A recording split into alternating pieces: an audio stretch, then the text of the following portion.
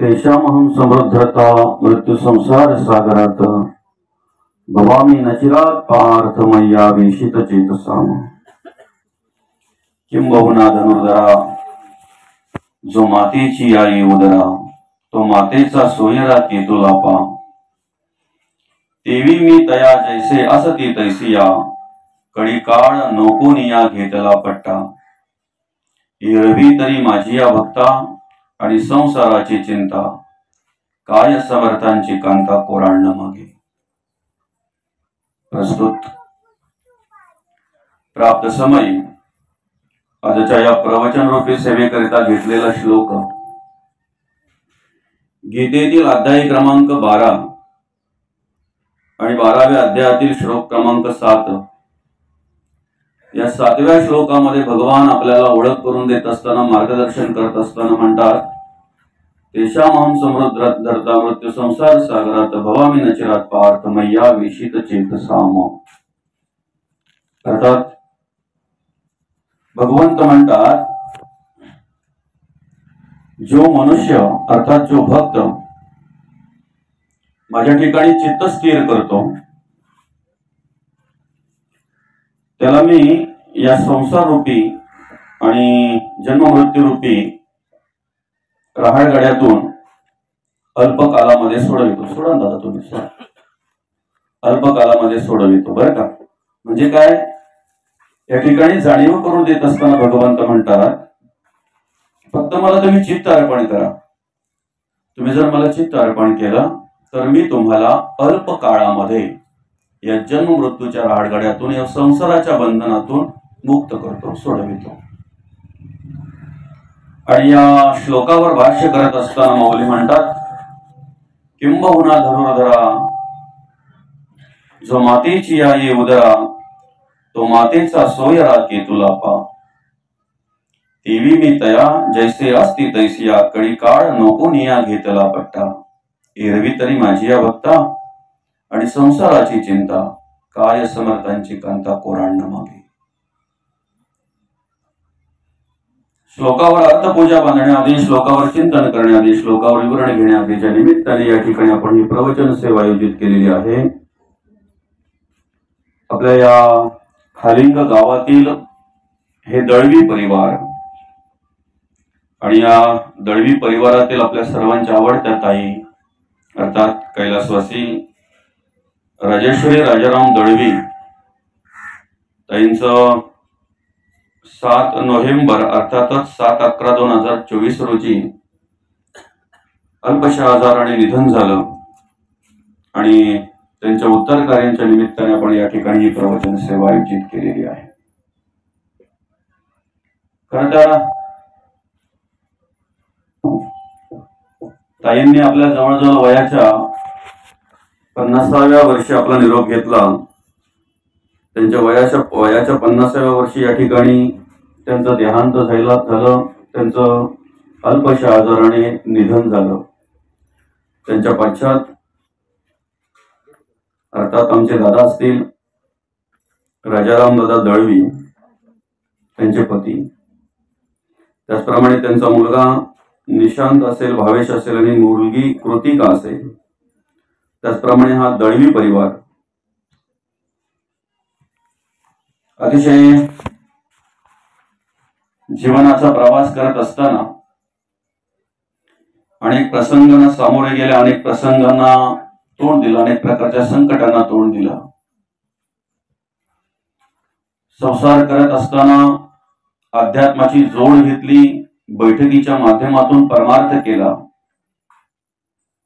आणि आपल्या जीवनाचा मार्ग क्रमण करत असताना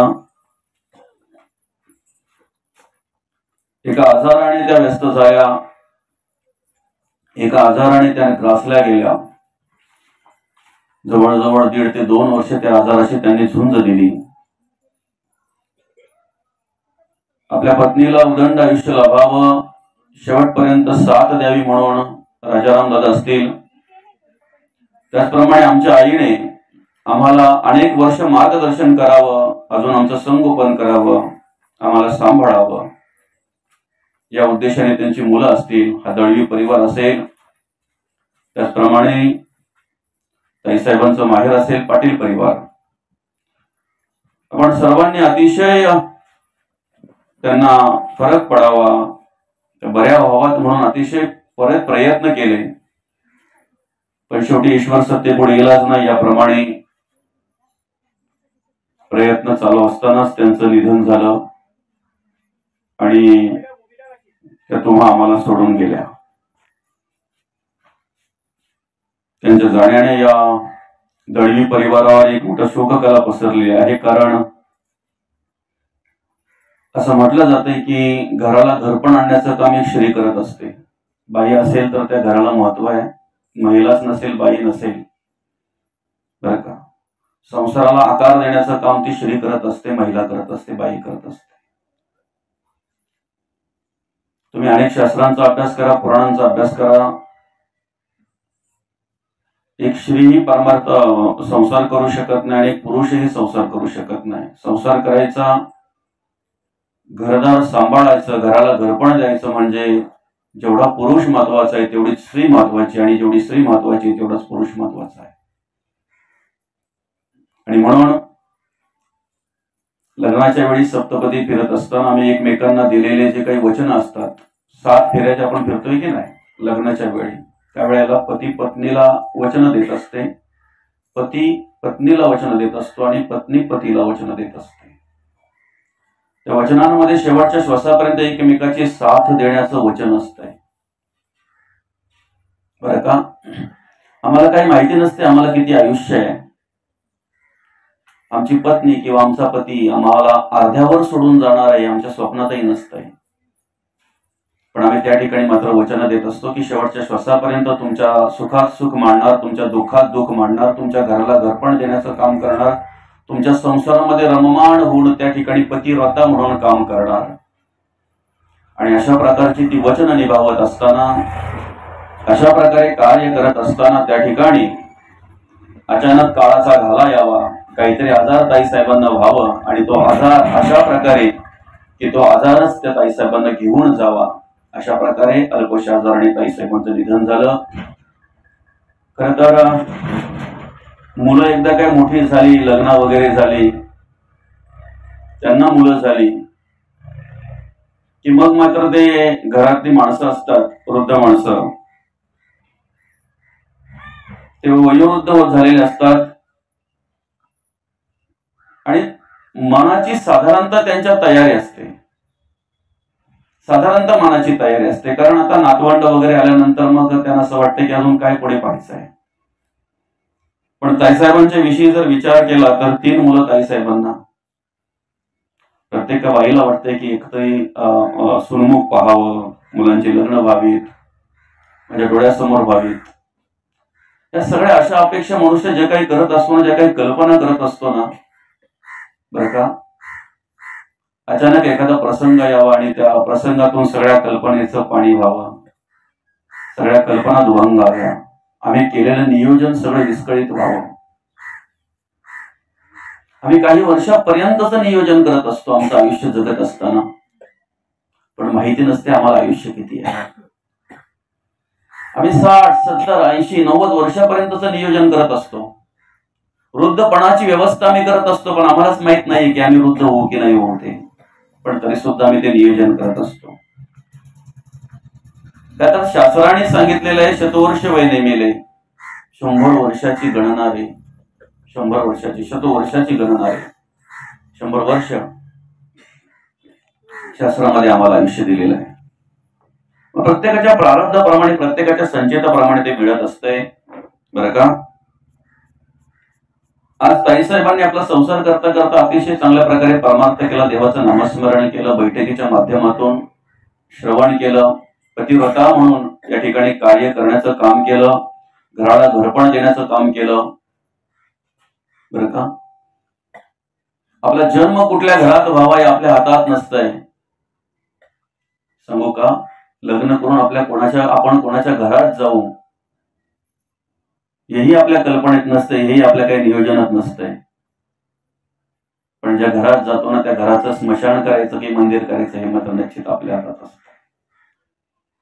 आणि जेणेकरून या घरामध्ये त्याला घरपण कसं द्यायचं, त्याचं मंदिरामध्ये रूपांतर कसं करायचं, अध्यात्म, ग्रंथ वाचन, नामस्मरण, श्रवण, अशा प्रकारचं कार्य ताईंनी केलं तिच्या आयुष्यामध्ये. बरं का, दैवजात दुःखे भरले दोषणा कोणाचा अपराध नाही जगती पुत्र मानवाचा. अशा आध्यात्मिक कार्य करणाऱ्या माणसांना, परमार्थ करणाऱ्या माणसांना, आपल्या मुलांवर चांगल्या प्रकारचे संस्कार करणाऱ्या माणसांना उदंड आयुष्य लाभावं असं प्रामाणिकपणे आपल्याला वाटत असतंय. पण या सगळ्या गोष्टी आपल्या हातात नसतात. म्हणून तर आपण म्हणतो ईश्वर सत्य पुढे इलाज नाही. कारण ही सत्ता कोणाची आहे? देवाची. साले हे शरीर कोणाचे, सत्य कोण बोलविते हरिविणा, देखवी ऐकवी एक नारायण तयाचे भजन चुकू नका. माणसाची देव चालवी अहंता, मीची एक करता म्हणू नये. वृक्षाची ही पान हाले त्याची सत्ता राहिली अहंता मग कोठे. वृक्षाचं पानही ज्याच्या सत्तेने हालतंय ना, त्याच्याच सत्तेने सगळं काही कार्य घडत असतंय. पण एखाद्या झाडाचं पिकलेलं पान जेव्हा पडतंय ना खाली, त्या पान बघून आम्हाला काही वाटत नाही, कारण ते पान पिकलेलं आहे. बरं का, एखाद्या झाडाचं पिकलेलं पान ज्या वेळेला खाली पडतंय ना, त्यावेळेला विशेष काय वाटत नाही, त्याच्यावर आम्ही कल्पनाही करत नाही, त्याचा विचारही आम्ही करत नाही. पण एखादा हिरवं पान अगदी वय वर्ष 50 असताना, मुलांच्या लग्न पण झाली नाहीत, अशा वेळी ते पान गळून पडावं, मग मात्र विचार करायची नक्कीच वेळ येते. मग मात्र आम्ही त्यावर विचार करत असतो, असं का झालं. एक मनाचा खंत वाटत असते, दुःख वाटत असते, असं व्हायला नको होतं. पण फक्त आम्ही एवढाच विचार करणार, असं व्हायला नको होतं, याच्या पलीकडे आमच्या हातात काहीच नाहीये. दोन ओंडक्यांची होते सागरात भेट, एक लाट तोडी दोघा पुन्हा नाही गाठ. क्षणिक तेवी आहे बाळा मेळ माणसाचा, दोष ना कोणाचा, दोष ना कोणाचा. असं काही झाल्यानंतर आम्ही कल्पना करत असतो. त्यांना त्या दवाखान्यात जर नेलं असताना तर कदाचित फरक पडला असता. पण ह्या फक्त कल्पना. बरं का, त्यांना जर हे औषध मिळालं असतं ना, 100% बऱ्या झाला असता. ह्या नंतरच्या कल्पना आहेत. पण तुम्हाला माहिती आहे का त्यांच्या आयुष्यामध्ये काय लिहिलेलं आहे, ते काय लिहिलेलं होतं, ते काय नाही, आपल्याला काही माहिती नसते. आपण फक्त कल्पना करत असतो. आलेले दिवस त्या पद्धतीने आपण जगत असतो, वागत असतो. जे असेल ते स्वीकारावं, त्याच्या पलीकडे आपल्याकडे काहीच नसतंय. आणि म्हणून ज्या लोकांमध्ये आपण जन्माला आलेलो आहोत त्या लोकांचं नाव आहे मृत्यूलोक. बरं का, मृत्यूलोक म्हणजे अर्थात जाणं आहे प्रत्येकाला. आलं का लक्षात? प्रत्येकाला जाणं आहे. या दष्टम तद नष्टम, जे दिसतंय ते नाचतंय, उपजे ते नासे, नासे ते पुनरपी दिसे, हे घटिका यंत्र तैसे परिभ्रमे का. अर्थात जे दिसतंय ते नाचतंय. माऊलीच्या भाषेत सांगायचं म्हटल्यानंतर माऊली काय म्हणतात, उपजे ते नासे आणि नासे ते पुनरपी दिसे, हे घटिका यंत्र तैसे परिभ्रमे का. प्रत्येक जीवाचा नाश होणार आहे, प्रत्येक जीवाला मृत्यू आहे. नवे नवे जन्म झाला त्याच वेळेला तो आमच्या बरोबर आहे. समजताय ना? जन्म झाला तेव्हापासूनच तो मृत्यू आमच्या बरोबर आहे.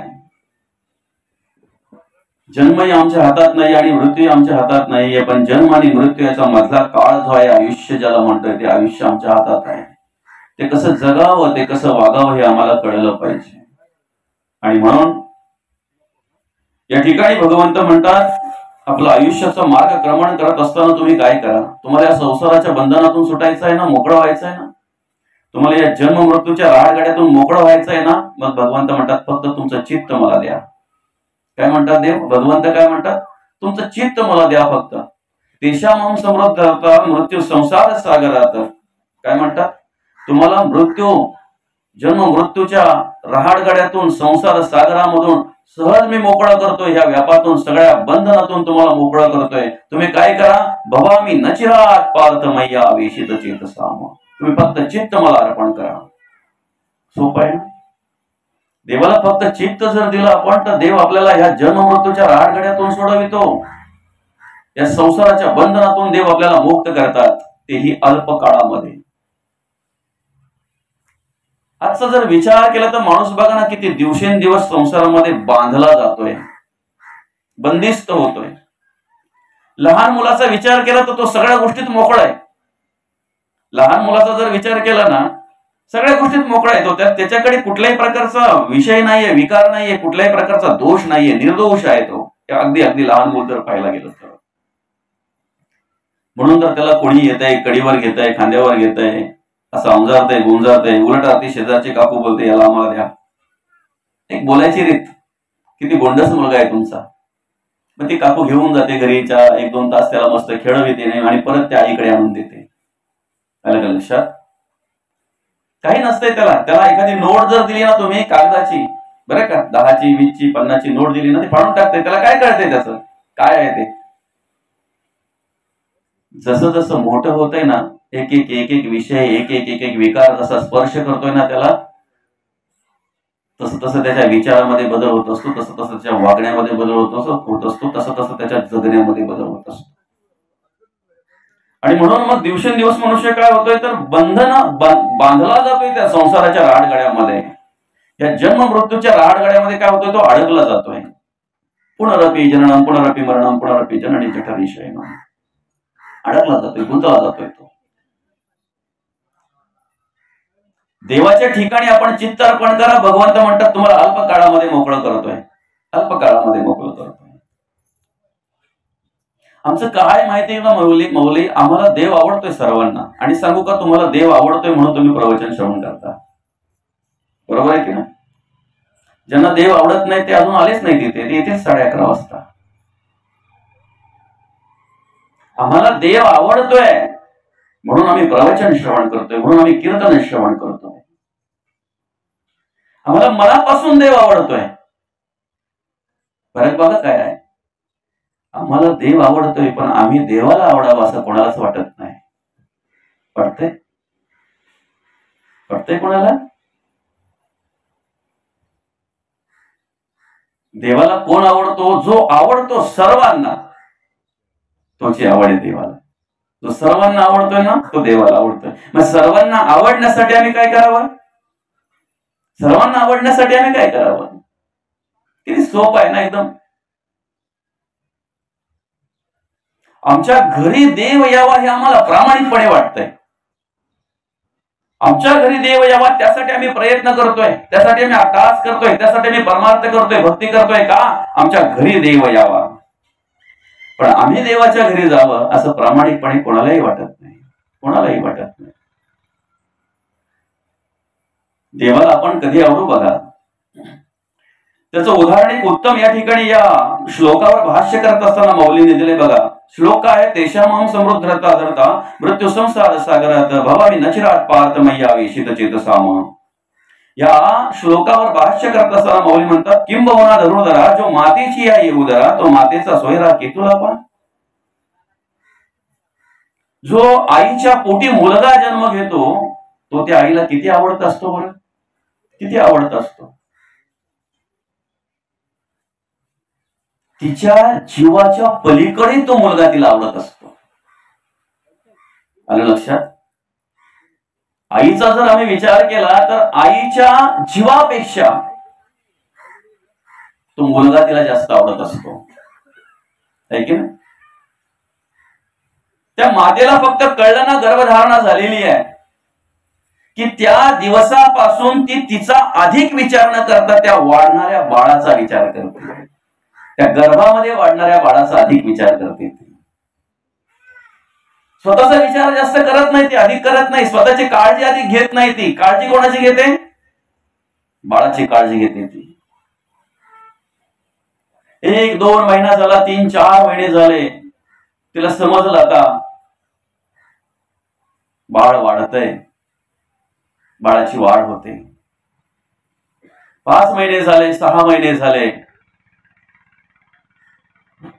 आणि नातेवाईकांच्या एका कार्यक्रमामध्ये ती माऊली गेली, पंगतीमध्ये जेवायला बसली. गेली 3-4 महिने, 4-6 महिने जो पदार्थ तिला खायला मिळाला नाही, आवडीचा पदार्थ पूर्वी नेहमी बनवून खायची ती, पण आता गेली 6 महिने तिला तो पदार्थ मिळालाच नाही. जे काय असेल ते त्या पात्रात तो पदार्थ बघितल्याबरोबर तिच्या जिभेला पाणी सुटला. हात त्या पदार्थापर्यंत गेले, घासामध्ये तो पदार्थ घेतला सुद्धा तिने. तो घास आता तोंडात जाणार तेवढ्यात तिला आठवण आली, नको माझ्या बाळाला त्रास होईल.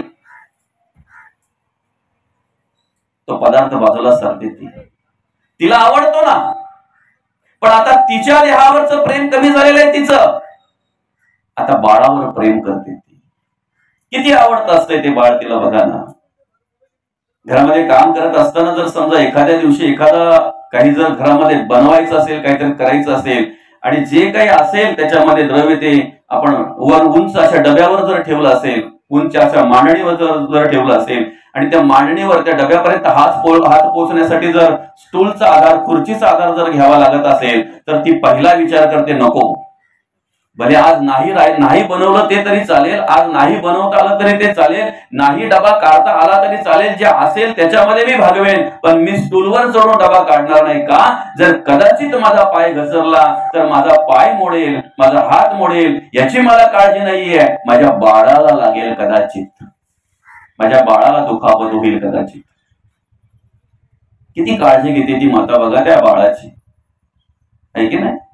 त्याच्या पुढे सांगू का, बाळांत म्हणतात तिला 9 महिने 9 दिवस पूर्ण झाल्यानंतर ज्या वेळेला तिला वेदना व्हायला लागतात ना, त्याला मरणदायी वेदना म्हणतात माऊली. काय म्हणतात त्याला?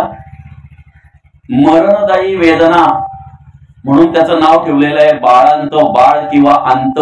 बाळाला जन्म देता देता कदाचित माऊलीचा अंतही होऊ शकतो, त्या आईचा अंतही होऊ शकतो. आणि अशी अवस्था असताना ज्या वेळेला तिला दवाखान्यामध्ये दाखल केलं जात आहे ना, त्यावेळेला डॉक्टरांची धावपळ सुरू होते. ते डॉक्टर येऊन विचारतात त्या माणसाला, सांगतात दादा रक्ताचं प्रमाण कमी झालेलं आहे, पाण्याचं प्रमाण शरीरातलं कमी झालेलं आहे, काय करावं काही कळत नाही, आमचे प्रयत्न चालू आहेत. पण शेवटी नंतर येऊन सांगतात अवस्था अशी निर्माण झालेली, अशी परिस्थिती निर्माण झालेली आहे की तुम्हाला झाड पाहिजे का फळ पाहिजे? तुम्हाला एकतर आई मिळेल नाही तर बाळ मिळेल. त्या पतीला ज्या वेळेला सांगतात ना तुम्हाला आई मिळेल किंवा बाळ मिळेल, त्यावेळेला ते पतीचं उत्तर काय असतं माहितीये का? मला माझी बायको पाहिजे, मला झाड पाहिजे, फळ नसलं तरी चालेल, येतील ना फळ, लागतील ना नंतर. सासू सासऱ्याला सांगितल्यानंतर ते सुद्धा सांगतात आम्हाला सून पाहिजे, नातू मिळेल ना नंतर. तेवढ्या तिचे आई वडील ज्या वेळेला त्यांना समजते ते पाहायला येतात, त्यावेळेला तिच्या आई वडिलांना विचारतात तुम्हाला मुलगी पाहिजे की नातू पाहिजे? आम्हाला मुलगी पाहिजे. नातू मिळेल ना. पण त्या माऊलीला जेव्हा कळतंय की ना अशी परिस्थिती निर्माण झालेली, अशी अवस्था निर्माण झालेली आहे, त्यावेळेला ती माऊली मात्र जोपर्यंत शुद्धीत आहे, बेशुद्ध पडत नाही, जोपर्यंत तिला बोलता येत आहे, तोपर्यंत ती ओरडून त्या डॉक्टरांना सांगत असते, डॉक्टर साहेब माझं काहीही झालं तरी चालेल, माझं बाळ वाचलं पाहिजे, माझं बाळ वाचलं पाहिजे. याला म्हणतात आईचं प्रेम. आईचं प्रेम म्हणतात त्याला. स्वतःचा जीव धोक्यात घालून जी तुम्हा आम्हाला जन्म देते ना, त्या दैवताचं नाव आहे आई. माऊली या ठिकाणी दृष्टांत देत असताना त्या आईला पुढे करतायत. किंबहुना धनुर्धरा जो मातेची आई, उदरा तो मातेचा सोयरा केतुला पण. त्या आईला आनंद कशात आहे हो? बघा ना, एकदा त्या बाळाचा जन्म झाला ना की ती आई काय करते? ते जसं जसं मोठं होत आहे ना, घरातलं पटपट सकाळी लवकर उठून आवरत असते. ती शेजारची विचार करते काय एवढ्या सकाळी तू कपडे धुवायला घेतले,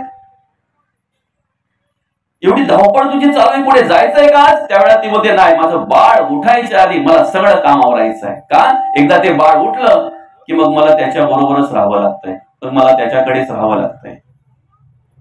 आणि एकदा काही सगळं आवरून झालं, बघा परिस्थिती काय, पहाटे उठलेली आहे, अगदी ती चूल पेटवण्यापासून तर आंघोळ वगैरे सगळ्या काही गोष्टी करण्यापासून, बरं का, बाबांना त्याच्या त्या डबा बनवण्यापासून सगळ्या गोष्टी, घरातले भांडी घासली, कपडे धुतले, हे सगळं करता करता आता विचार करा, जी माय माऊली सकाळी पहाटे उठल्यापासून जी कामामध्ये व्यस्त आहे, तिचे केस कसे असतील?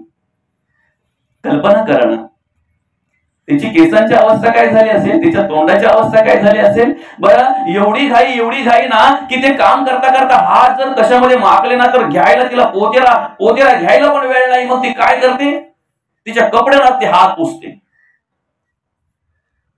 मी फक्त दाखवतो तुम्हाला की त्या वेळची आईची अवस्था काय असते, सांगतो. स्वतःचे केस अस्ताव्यस्त झालेले, कपडे अस्ताव्यस्त झालेले तिचे, स्वतःच्या तोंडाकडे लक्ष नाहीये. पण ज्या वेळेला ते बाळ उठतंय ना, जागं होतंय ना, त्यावेळेला त्या बाळाला जवळ घेते, त्याला छान अशी आंघोळ घालते. सांगू का, एखाद्या वेळी जर त्या आईला अंगाला लावायला जर साबण राहिला नसेल घरामध्ये, तर ती कदाचित ऍडजस्ट करून घेते, समजून घेते. पण बाळाला मात्र छान असा सुगंधी साबण एक आहेच तर दुसरा सांगते त्यांना आणायला. अहो, संपत आलाय, दुसरा घेऊन या, माझ्या बाळाला साबण पाहिजे.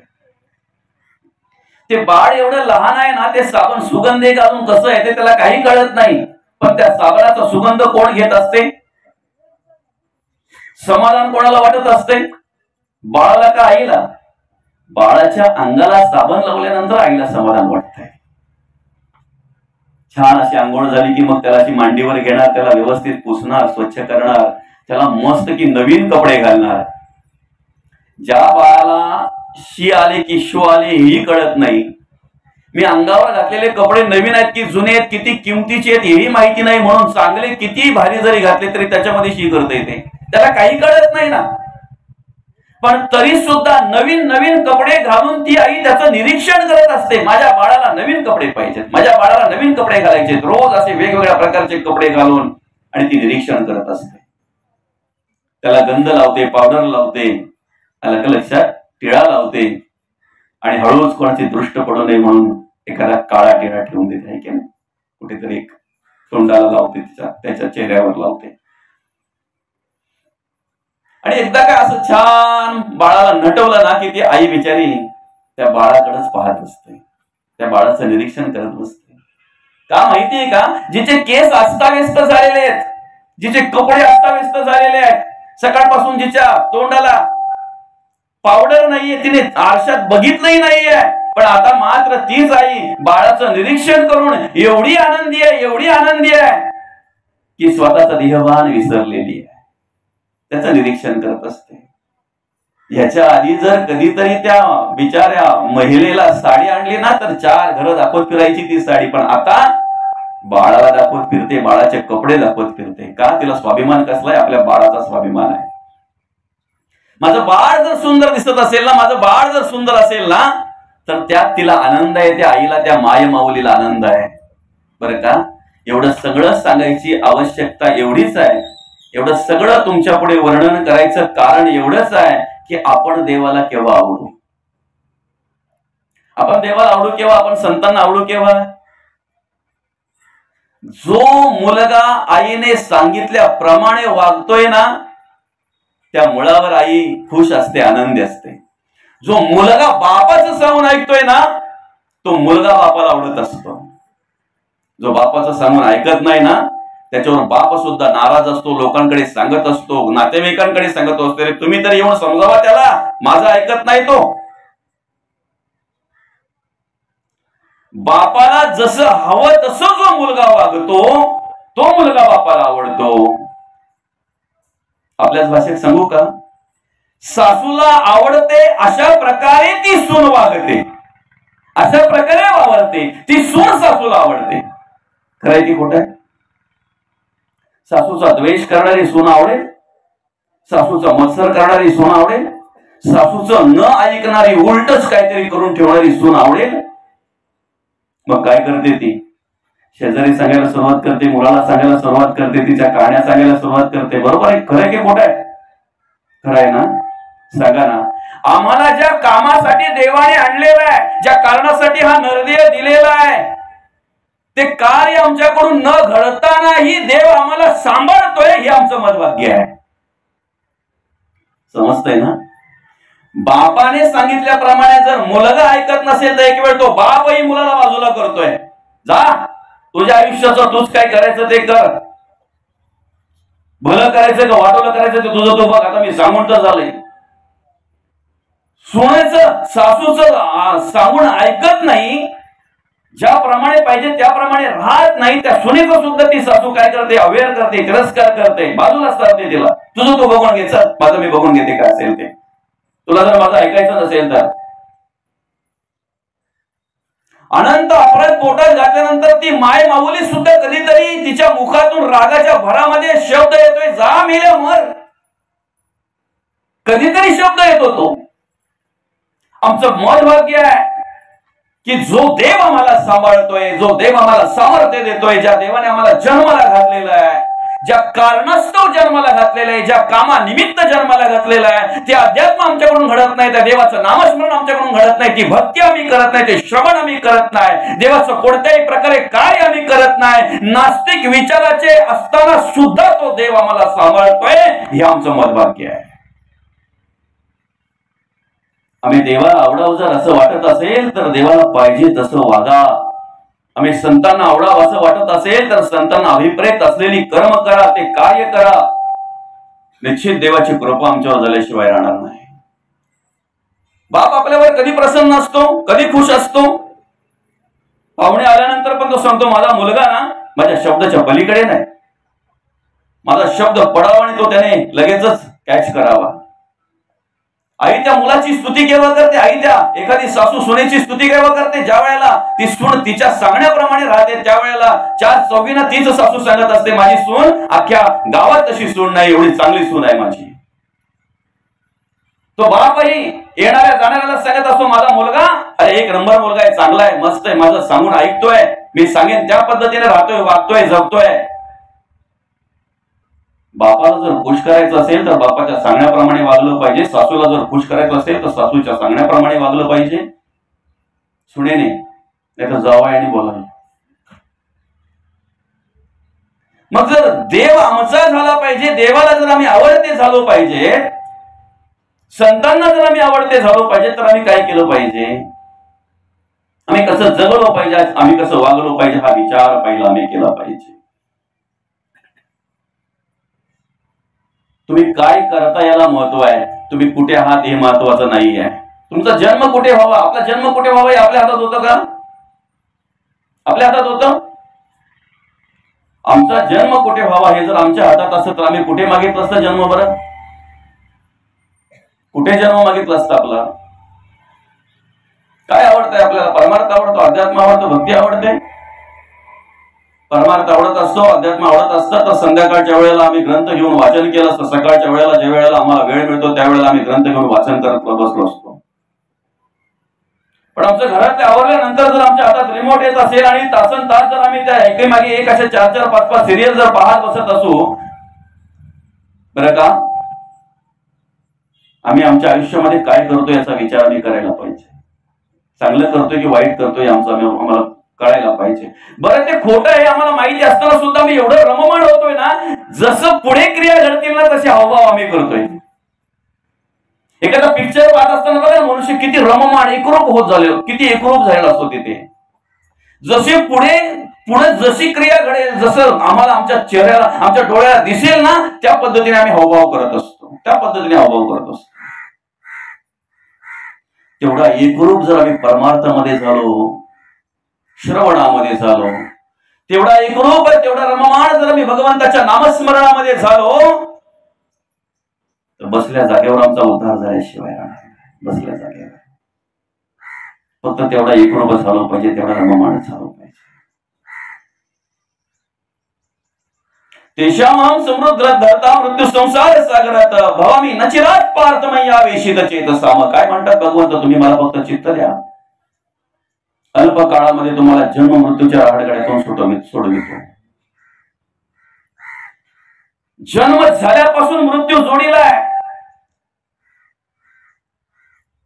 संतांनी याचं स्मरण ठेवलं, भीती नाही बाळगली.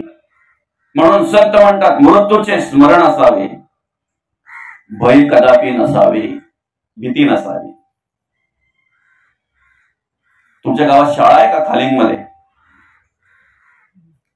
किती वर्ग आहेत? कितवी पर्यंत आहे? 5वी पर्यंत. म्हणजे 4-5 वर्ग तरी असतील. 5वी पर्यंत शाळा आहे, 4-5 वर्ग आहेत, है की ना? तुमच्या गावात मंदिर आहेत का? किती आहेत? माझ्या माहितीप्रमाणे 4 ते 5 असतील. कारण हनुमंताचं मंदिर असेल, साईबाबांचं मंदिर आहे, दत्तगुरूंचं मंदिर आहे, गावदेवीचं मंदिर असेल, एखादं कुलस्वामिनीचं पण असेल, कुलदैवताचं पण असेल. किती सुखी आहे तुम्ही बघा ना. काही गावात एक पण बघायला भेटत नाही. तुमच्या गावात 4-4, 5-5 मंदिर आहेत मोगली, बरं का? 5वी पर्यंत शाळा आहे, म्हणजे 4-5 वर्ग आहेत. 4-5 मंदिरं आहेत. स्मशानभूम्या किती आहेत तुमच्या गावाला? एकच. म्हणजे श्रीमंत माणसं मेली तरी तिथंच, आणि गरीब माणसं मेली तरी, काळी माणसं मेली तर तिथंच, आणि गोरी माणसं मेली तरी तिथेच. बरं, सुशिक्षित मेले तर आणि अशिक्षित मेले तरी तिथेच. बरं का? मग आम्ही जगत असताना, वागत असताना जो अहंकार करतोय, अभिमान करतोय, मी ज्ञानी आहे, मी श्रीमंत आहे, मी गोरा आहे, मी पंडित आहे, मला खूप येतंय, मला खूप कळतंय, मी तुमच्यापेक्षा कोणतरी वेगळा आहे. दादा, एकदा अंतरात्म्याने साथ सोडली ना की सगळ्यांची जागा एकच आहे, सगळ्यांची एकच आहे. जोपर्यंत तो आहे, सगळं काही सामर्थ्य आमच्याकडे, कायिक, वाचिक, मानसिक, आर्थिक सगळ्या प्रकारचं सामर्थ्य आहे, तोपर्यंत मनुष्य बोलतोय त्याची माझ्या पुढे उभे राहायची काय काय शब्द आहे तो? लायकी का काय शब्द आहे? एकदा अंतरात्म्याने साथ सोडली ना की सगळ्यांची लायकी एकच आहे, एकच आहे. आतापर्यंत मी गरिबांच्या मैतावर बऱ्याच ठिकाणी गेलोय. मी स्वतः बघितलेलं आहे की गरिबाच्या कपडाला खिशे नसतात. तुम्ही कदाचित श्रीमंतांच्या मैतावर गेले असतील, असतात का खिशे कपडाला? क्या लेके आयो रे जग में, क्या लेके जाएगा, 2 दिन की जिंदगी है, 2 दिन का मेला. शास्त्र असं सांगते, पंचभूतात्मक देह आहे. पृथ्वी, आप, तेज, वायू आणि आकाश या पंचभूतांनी निर्माण झालेला हा देह आहे. ज्या वेळेला भगवंत निघून जातो, अंतरात्मा सोडून जातो, त्यावेळेला 5ही भूतांमध्ये विलीन होत असतात. देह हे काळाचे धन, कुबेराचे. इथे मनुष्याचे काय आहे? काय आहे माणसाचं? आमची मुक्ताई एवढीशी 1400 वर्ष तपश्चर्या करणाऱ्या चांगदेव महाराजांना उपदेश करते. उलट सुलट मागारा गडिया फिरवते खासी, भरला पूर मायेचा लोंढा वाहून येत असे. हे भव नदीचे पाणी रे गड्या मोठ ओढीते, भल्या भल्या पोहणारास उलथून पाडिते.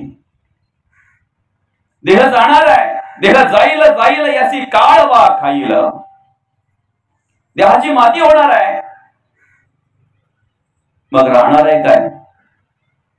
देह गेल्यानंतर काय राहणार आहे? जन्म आणि मृत्यू याच्या मधलं जे आयुष्य आहे, ते आयुष्य आम्ही कसं जगतोय, कसं वागतोय, त्या आयुष्यामध्ये केलेली कर्म, गुण, विचार हे मरणोत्तर आमचे राहणार आहेत. शास्त्र सांगतंय तुम्ही ज्या वेळेला जाताय ना त्यावेळेला तेच राहतंय, तुम्ही केलेलं पाप किंवा तुम्ही केलेलं पुण्य. ज्या वेळेला आम्ही जातोय प्रेत योनीमध्ये, ज्या वेळेला आमचा प्रवास होतोय, त्यावेळेला मग आमच्या बरोबर काय असतंय? पाप किंवा पुण्य. आम्ही आयुष्यामध्ये केलेली जी काही कर्म आहेत, जे काही विचार आहेत, जे काही गुण आहेत, आम्ही कसं जगलो, कसं वागलो, हेच आमच्या बरोबर असतंय, हेच आमच्या बरोबर असतंय. ज्या वेळेला एखादा मनुष्य मरतोय ना त्यावेळेला 13 दिवस तो प्रेतात्मा आपल्या घरी असतोय, आपल्या दारात असतोय, आपल्या घरात असतोय. त्या 13 दिवस आम्ही काय करत असतो? आईच्या गर्भामध्ये ज्या वेळेला घटना घडली जाते, आईच्या शोणीत पित्याच्या रेत संपर्क झाला जननी गर्भात, अत्यंत दोष ज्या विटाळा त्या विटाळाचा हा पुतळा. अर्थात ज्या वेळेला ती घटना घडली जाते आणि त्या बाळाच्या वाढीला अर्थातच सुरुवात होत असते, त्यावेळेला पहिल्या दिवसापासून तर 9व्या महिन्यापर्यंत काय काय कशा कशा परिस्थितीमध्ये त्या मुलाची वाढ होते, त्या बाळाची वाढ होते, त्या गर्भाची वाढ होते, ते शास्त्रामध्ये सगळं मांडलेलं आहे, लिहिलेलं आहे, सांगितलेलं आहे. 7व्या दिवसापासून सुरुवात होते त्या बाळाच्या निर्मितीला. पहिल्या महिन्यापर्यंत काय निर्माण होते, दुसऱ्या महिन्यापर्यंत काय निर्माण होते, तिसऱ्या महिन्यापर्यंत काय तयार होते, 4थ्या, 5व्या, 6व्या, 7व्या महिन्यापर्यंत ते बाळ पूर्ण तयार होत असते. 8व्या, 9व्या महिन्यापासून त्याला भूक लागत असते, तहान लागत असते, त्याला श्वासाची गरज असते. अशा वेळी आई जे अन्न खाते ना ते नाळेच्या द्वारे त्याला दिलं जाते. आई जे श्वास घेते ना ते श्वास, तो ऑक्सिजन नाळेच्या वाटे त्या मुलाला दिलं जाते. एखादा माणूस गेल्यानंतर ज्या वेळेला पहिल्या दिवसापासून दशक्रिया विधीपर्यंत 10व्या दिवसापर्यंत एक एक पिंड ज्या पद्धतीने आम्ही तयार करतोय की नाही, निर्माण करतोय की नाही, ते एक एक पिंड निर्माण केल्यानंतर त्या माणसाचे काय काय अवयव तयार होतात ना त्या प्रेतात्म्याचे, ते त्या ठिकाणी शास्त्रामध्ये वर्णन केलेलं आहे. 9व्या दिवसापर्यंत ते पूर्ण तयार होत असते. 10व्या दिवशी त्याला भूक लागते, तहान लागते, म्हणून दशकर्यांच्या वेळेला आम्ही घास काढत असतो. कशासाठी घास काढतोय? 13व्या दिवसापर्यंत तो प्रेतात्मा आमच्या घरात असतोय, आमच्या दारात असतोय. आम्ही काय करतोय काय नाही ते सगळं पाहत असतोय. म्हणून ज्याच्या घरामध्ये असं काही झालेले दुःखद घटना ते सगळं सांगितलेलं आहे. कशा पद्धतीने राहावं, कशा पद्धतीने वागावं, सगळं सांगितलेलं आहे. दात काढून हसू नये त्या घरामध्ये, बरं का? कोणाची निंदा करू नये, कोणाचा द्वेष करू नये, कमीत कमी त्या 13 दिवस तरी. कोणाचा मत्सर करू नये, कमीत कमी त्या 13 दिवस तरी. आणि अतिरुदन करू नये, कारण तो पाहत असतो ज्या वेळेला आपण अतिरुदन करतो ना त्यावेळेला त्याला सुद्धा दुःख वाटत असतंय. कसं राहिलं पाहिजे, कसं वागलं पाहिजे, कसं जगलं पाहिजे याचं सगळं काही मांडलेले शास्त्रामध्ये. त्या 13 दिवसामध्ये आम्ही काय केलं पाहिजे, आमच्या घरामध्ये कशा प्रकारचं कार्य घडलं पाहिजे. जेवढं नामस्मरण करता येईल तेवढं नामस्मरण करा. ते गेलेल्या माणसासाठी चांगलं आहे.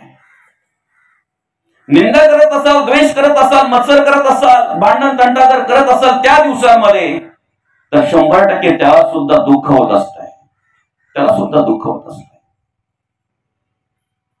जेवढं नामस्मरण करता येईल तेवढं नामस्मरण करा. ज्या वेळेला आम्ही तिलोदक देत असतोय, उदक जलदान करत असतोय ना,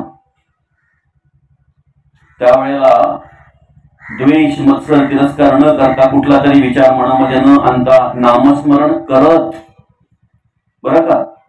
हे आम्हाला कोणी सांगितलंच नाही, वाचलं पण आम्हाला कळलं नाही, कळलं तर कधी वळलं नाही. जर तुमचा महामृत्युंजय मंत्र जर पाठ असेल, ओम त्र्यंबकम यजामहे सुगंधिम पुष्टिवर्धनम उर्वारुकमेव बंधनात् मृत्युर्मुक्षयमामृतः म्हणा तिलोदक देताना, कारण महादेवाचं स्थान आहे. त्या ठिकाणी सफेद फुलच का वापरतात, त्या ठिकाणी तुळशी वापरतात, त्या ठिकाणी बेल वापरतात, बरं का?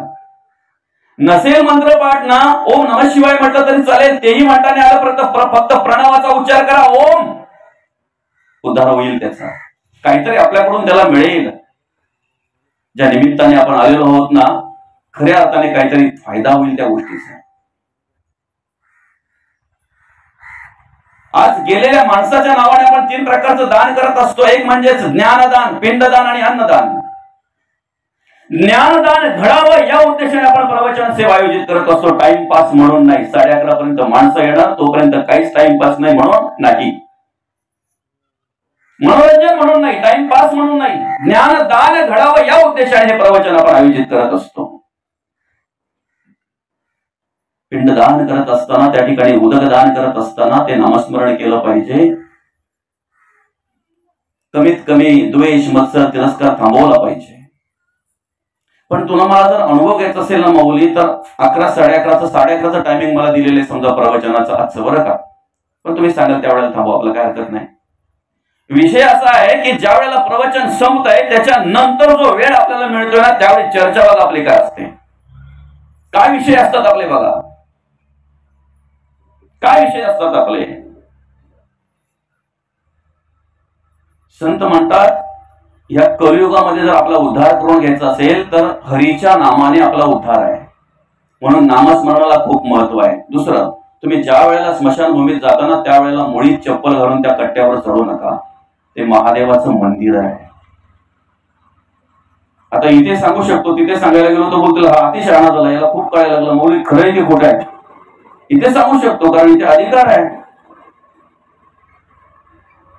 त्या कट्ट्यावर ज्या वेळेला आपण जातो ना, तिथे तुम्हाला बसायला बैठकीची जागा आहे, तिथे घाला, हरकत नाही. पण स्मशानभूमीच्या कट्ट्यावर ज्या वेळेला आपण जातो ना, त्यावेळेला चप्पल खाली काढा आणि मग स्मशानभूमीमध्ये जा. तिथे बऱ्याचशा गोष्टी आहेत दादा, बऱ्याचशा गोष्टी आहेत. एकदा 13 दिवस झाले ना की मग यमलोकाकडे जाण्याचा प्रवास सुरू होतो त्या गेलेल्या माणसाचा, त्या प्रेतात्म्याचा. 1 वर्षभरापर्यंत जेव्हा आपण वर्ष श्राद्ध करतोय ना, तोपर्यंत, त्या वर्षभरापर्यंत त्याला त्या ठिकाणी तो प्रवास करावा लागतो, यमलोकापर्यंत जाण्यासाठी तेवढा वेळ त्याला लागतो. पण सांगू का, तो सहज पोचत नाही. निघला काय ना पोचला काय, 16 प्रकारची नगर त्याला लागतात त्या रस्त्यामध्ये. आज मला खालींमध्ये येण्यासाठी पहिला फळेगाव, दुसरा दानगाव, तिसरा नडगाव, चौथे खडवली, नंतर सोर, आणा, पडघा, कुरुंद, मग खाली 9वा गाव. मधलं आडेपाडे सोडले मी. माणूस ज्या वेळेला आमचा जातोय ना, त्यावेळेला यमलोकापर्यंत जाण्यासाठी त्याला 16 प्रकारची नगरं लागतात. ही गावं परवडली, हे रस्ते परवडले, ती नगरं अशा प्रकारची आहेत ना की तिथे बघितल्यानंतर जो प्रेतात्मा असतो ना, त्याच्या अंगाचे शहारे उभे राहतात. तुम्ही जाताना पाप घेऊन बरोबर गेलेत की पुण्याची शिदोरी घेऊन बरोबर गेलेत, याच्यावर तिकडे सगळं अवलंबून आहे. आपण जे वाचतोय ना, कधीतरी ऐकतोय ना आपण, तप्त लोखंडी खांबाला मिठी मारावी लागते, इंगळावरून चालावं लागतंय, उकळतं तेल, बरंच काय आहे ते. ह्या नगरांची रचना अशा प्रकारे केलेली आहे की तलवारीच्या पातीची धार असलेली पानं त्या झाडांना आणि त्या झाडांना खिटून जावं लागतंय. सांगा ना काय वेदना होत असतील. वैतरणी नदी आहे, पुवाची नदी आहे, नाश रक्ताची नदी आहे, त्या नदीतून जावं लागतंय. आता 16च्या 16 प्रकारे ते मांडत नाही, मी सांगत नाही, वेळ त्याच्यातच निघून जाईल. पण 16 प्रकारची नगर अशा प्रकारे लागतात. आणि सांगू का, ज्या वेळेला ते प्रेत समोर हे पाहतय की नाही सगळं, त्या वेळेला त्याने त्याच्या आयुष्यामध्ये केलेली कर्म त्याला आठवतात. काय बोलतोय तो, काय अशी दुष्कर्म केली की मला आता हे भोग भोगायचे आलेले आहे. आणि त्याच्यानंतर मग ती 16 नगर पार केल्यानंतर मग तो पोहोचतो यमलोकात. जर पाप असेल ना, कधी धर्माचरण केलं नाही, कधी नीतीने जगला नाही, कधी नीतीने वागला नाही, कधी देवाचं नामस्मरण केलं नाही, धर्म कार्य करण्याचा द्वेष केला, मत्सर केला, धर्म कार्य करण्यासाठी सहकार्य करायचं तर विरोध केला, कधी कोणाशी चांगलं बोलला नाही, कधी दान धर्म केलं नाही, जगला वागला फक्त स्वतःसाठी आणि स्वार्थासाठी, त्याला तो यम सुद्धा अकराळ विकाराळ रूपाचा दिसत असतो. अकराळ विकाराळ रूपाचा दिसत असतो तो यम सुद्धा त्याला. पण पुण्य जर गाठीला असेल ना, तर यमाचं दर्शन सुद्धा देवासारखं घडतंय. त्या ठिकाणी श्री विष्णू त्याला दर्शन देत असतात. प्रत्यक्ष भगवंताचं दर्शन त्याला होत असतं. पुढे 84 प्रकारचा नरक सांगितलेला आहे. नरकाचे प्रकार 1 2 नाही, 84. ज्याप्रमाणे तुम्ही कर्म करत असाल त्या पद्धतीने पुढे सगळं काही ठेवलेलं आहे. पण कधीतरी माणसाच्या मनामध्ये विचार असा येतोय की अगणित माणसं आहेत आणि अगणित असलेल्या माणसांचा लेखाजोखा कसा काय ठेवतात चित्रगुप्त. माणसाचा डोका कुठं चालू सांगू शकत नाही माऊली. त्याला जर फटी काढायचे असतील ना, तर तो काहीही पुढे करेल. चित्रगुप्ताच्या हाताखाली 12 श्रवणदेवांची निर्मिती केलेली आहे. ते श्रवणदेव काय काम करतात माहितीये, काय कार्य करतात माहितीये? तुम्ही कोणतं पापकर्म केलंय ते, खालींमध्ये केलंय का पडग्यामध्ये केलंय, ती जागा किती वाजता केलं ते, आणि कुठल्या इंद्रियांनी केलं ते सगळा लेखाजोखा ठेवतात. डोळ्याने केलं, कानाने केलं, हाताने केलं, पायाने केलं, तोंडाने केलं, कुठल्या इंद्रियांनी केलं ते इंद्रिय, कुठल्या वेळी केलं ती वेळ, कुठल्या जागी केली, कुठल्या स्थळी केलं ते स्थळ, आणि कोणती कर्म केली त्या कर्माचा उल्लेख. टोटल सगळं लिहिलेलं असतंय. किती कशा पद्धतीने आमच्या डोळ्याची पापणी हालते ना, एवढ्या वेळात सुद्धा आम्ही काय करतोय याचा सुद्धा लेखाजोखा त्या ठिकाणी ठेवलेला असतो. वाईट कर्म करणाऱ्या माणसाला कळत नाही का मी करतोय ते वाईट आहे. एखाद्या व्यसनाधीन झालेल्या माणसाला कळत नाही की मी जे व्यसन करतोय ते वाईट आहे. हेच व्यसन करून अनेकांचा संसार उद्ध्वस्त झाला, अनेक लोकांचं आयुष्य बर्बाद झालं, कळत नाही का? परवा मी रस्त्यामध्ये जात असताना एका मोकळ्या भिंतीवर एक जण पेंटर काहीतरी लिहित होता माऊली. एका हातामध्ये ब्रश होता, एका हातामध्ये सिगरेट होता. सिगरेट ओढत होता, लिहित होता. अक्षर चांगलं असल्यामुळे थांबलो पाहिलं, 2 मिनिटं काय लिहितोय तो पाहूया. ते लिहून झाल्यानंतर वाचलं, धूम्रपान निषेध. काय लिहितोय तो? धूम्रपान निषेध. हातामध्ये काय आहे? वाईट कर्म करणाऱ्याला माहिती मी जे करतोय ते वाईट आहे, पण तरी सुद्धा करतोय का? करायला लावतात. काम, क्रोध, लोभ, मद, मत्सर, दंभ, संशय, चिंता, असूया, अद्वया, भावना, कल्पना, इष्णा, वासना, आशा, ममता, तृष्णा कमी आहेत का त्या? दम लागला म्हणून थांबलो. याच्या पण पुढे येत त्या, याच्याही पुढे येत ते. तुम्हाला सटवी माहिती आहे का? सटवीला ओळखता तुम्ही? काय काम करते बरे ती सटवी? काय काम करते? भविष्य लिहायचं काम करते. बरोबर आहे. प्रत्येकाचं जे काय असेल ते कपाळाला ते लिहायचं काम करते. कुठल्या दिवशी करते? 5वीच्या दिवशी. बरोबर आहे ना? माहीत सगळं आहे, पण तुम्ही बोलत नाही. बोलत चला, बोला. तुमचा माझा संवाद यालाच प्रवचन म्हणतात. बरं का? 33 कोटी बंदी घातलेली असताना रावणाने कुठल्या देवाला काय काम लावून दिले त्याचा सगळा उल्लेख आहे. ज्या देवाची आपण प्रत्येक विधी करत असताना, प्रत्येक कार्य करत असताना पहिली पूजा करतोय ना, त्या गणपतीला गाढ वाकलायचं काम दिलं होतं असं म्हणतात. त्या रावणाकडे सटवी जी आहे ना, ती पाय दाबाचं काम करत होती. बरं का? काय काम करत होती? पाय दाबाचं काम ती सटवी करत होती. पाय दाबता दाबता दाबता दाबता मध्येच त्या रावणाला झोप लागली. बरं का? लगेच झोपला तो. आणि मग काय झालं? सटवीने बघितलं रावण झोपलेला आहे. ती निघाली, निघून गेली खालींमध्ये. काही दिवसापूर्वी एक बाळ जन्माला आलं होतं, त्याचं भवितव्य लिहायला गेली, पण तिला येण्याच्या आधीच तो रावण जागा झाला. येताना बघितले सटवीला आणि हा भडकला. मला न विचारता गेली. कुठे गेली होती? का गेली होती? कधी गेली होती? मला न विचारता कशी गेली? बरं का? रावणाच्या वृत्तीचा माणूस आहे ना, तो लय खूप अशा सगळ्या आडेवेडे घेत असतो. बरं का? मौली बरंच काही करून मोकळा होतो. आणि मग ती बोलते, अहो गेले होते मी, काकूकडे गेले होते. अरे मग पहिले तर सांगायचं ना, पण तू पहिले सांगायला वेळ तर दिला पाहिजे ना. तुझा पट्टा चालू केल्यानंतर तू काय बोलणार आहे? ती रावणाच्या वृत्तीची माणसं अशी असतात. आणि म्हणून तो रावण तिला विचारायला लागला, कुठे गेली होती? का गेली होती? कधी गेली होती? मला विचारता गेली, कशी गेली? सटवी चळचळा कापायला लागली. कापऱ्या आवाजात म्हणाली, अहो एक 5 दिवसांपूर्वी एक बाळ या खालींमध्ये जन्माला आलं होतं. त्या बाळाचं भवितव्य लिहायला गेली होती. भवितव्य लिहायला गेली होते एवढं ऐकल्या बरोबर रावण अगदी भडकला, लालबुंद झाला आणि विचारतोय, काय म्हणते?